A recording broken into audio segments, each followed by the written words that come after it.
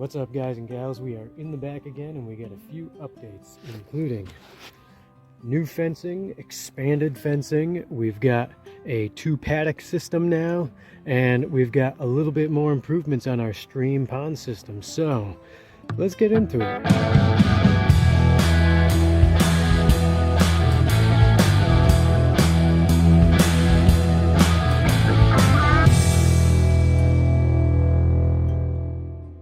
So first things first, let's talk about the new fencing. I wanted some cheaper fencing that is much easier to move if I decide to put it in a different place. Now I do love the wire fencing over here. You can see where this fencing stops and where we've got some of this fencing here, and we've got all the rest of this wire fencing. Now this, from this point all the way around here to there, is the extent of what we had. So you can see how much more area we have in totality for the birds to run around. So here's our temporary little gate here. This is actually just the frame of a little mini hoop house. But anyways, you can see the birds out. They're all happy with a whole lot more space. But, so here's what we did, guys.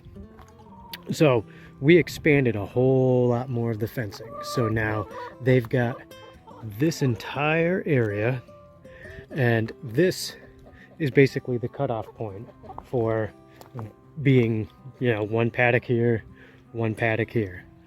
So in here is obviously a lot more forested. I want to try to build up more soil back here. There's a lot of wood chips I built up. This used to be actually all swamp.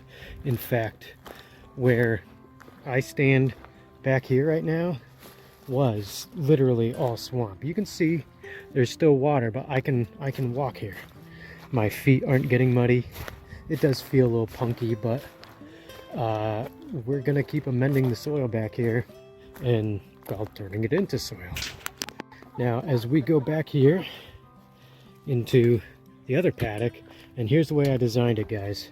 So this is our gate.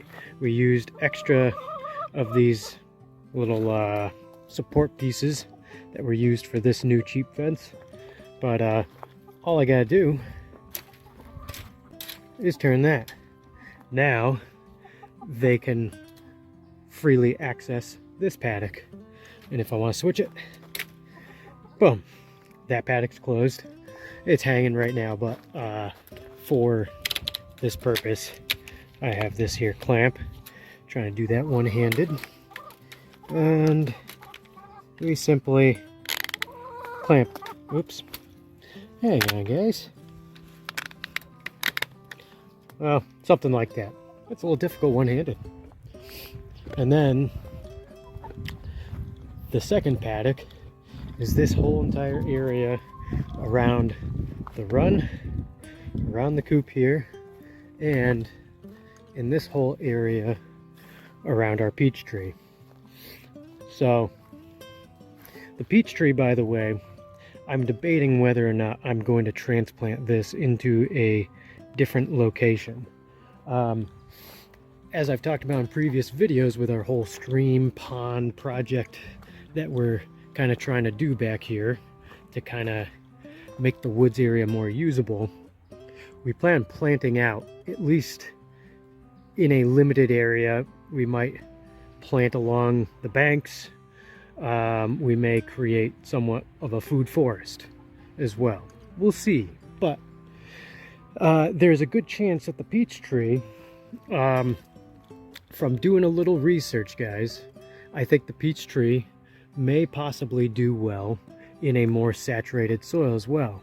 That is a key thing that you always want to figure out, is whatever plants you're going to plant, you got to figure out what conditions they're going to be most happy in, and most importantly, what conditions they're going to be, well, dead in.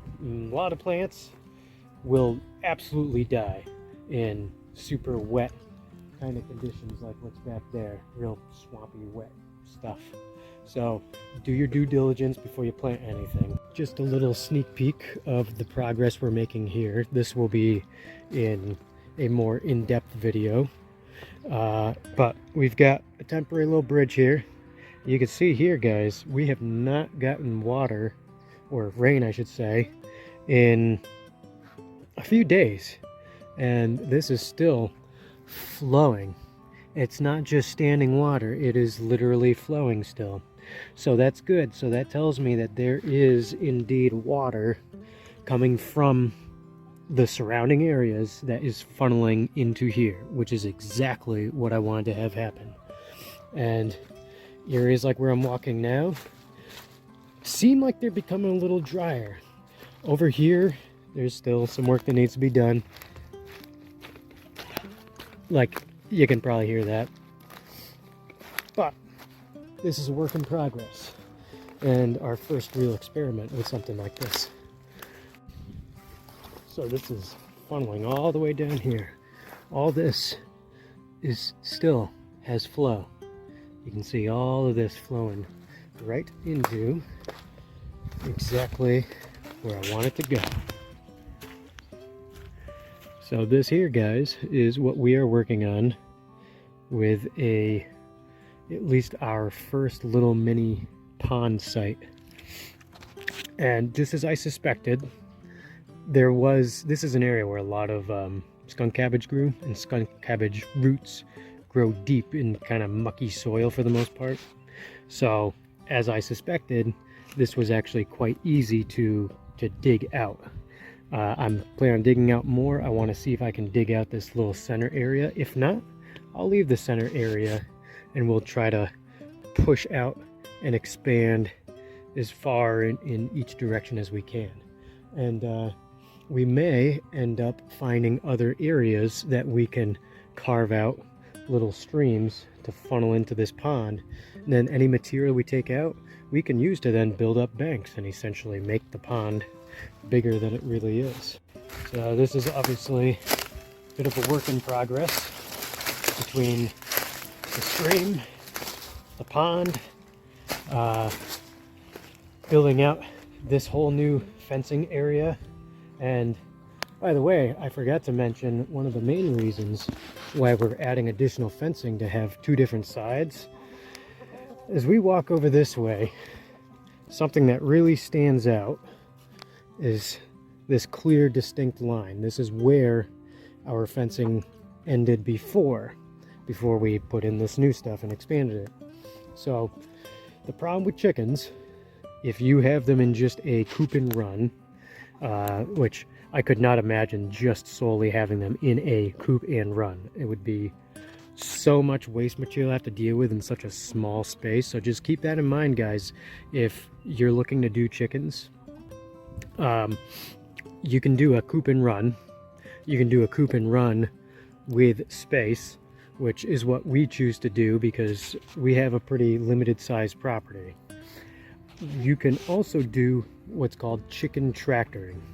It's kind of a lot to explain, but it's in as simplest and quick terms as I can describe. It's essentially a miniature coop on wheels that you can maneuver around your property and use, say for example, a fencing like this that's easily portable, and you wheel the coop into one area, let the chickens work that area for a few days. The best part is, and you can look at a channel such as Permapasture Farms on YouTube, and this guy Billy Bond does what's called the chicken tractor on steroids, which is essentially incorporating a composting process, and as well as you can look at his content on how to get free or low-cost feed for your chickens or other animals. This guy's really good at that kind of stuff. I've learned a lot from him. But so that's another option. And then of course there's simply free ranging. In some ways the chicken tractor has some of the most benefits, but that's a whole nother topic for another time. But what we plan on doing here is, now that I set this up, I'm actually going to initially close this whole side off here, and they're gonna be restricted just to that half for a period of time, maybe a couple weeks, while we actually plant out this area. I want to bring back grasses and things like clover, some various nitrogen fixers. We've got a bunch of different stuff like that to get more vegetation back here. The more vegetation is going to help with the water issues. And once we kind of rebalance this area and get the plant life taking back off again, then we'll allow them to then come back in here, and they'll be able to work this area, but we'll restrict it to whatever seems best. Maybe a few days, maybe a week, and then we'll then switch them back over that side. Meanwhile, we're going to keep trying to build up this side, get it more soil-like and more suitable for planting, build it up more, most likely. So that's the overall plan, guys. I wanted to kind of do a deep dive into the whole reasoning and rationale of what we're doing and what we're trying to achieve. Until the next one, guys, get those projects done. If you're interested in running chickens, feel free to shoot us any questions, any comments, anything like that, garden related, anything. Throw that question or comment down below. And if you like what we're doing here, guys, make sure to subscribe, follow along. It'll help out the channel too. And until the next one, guys.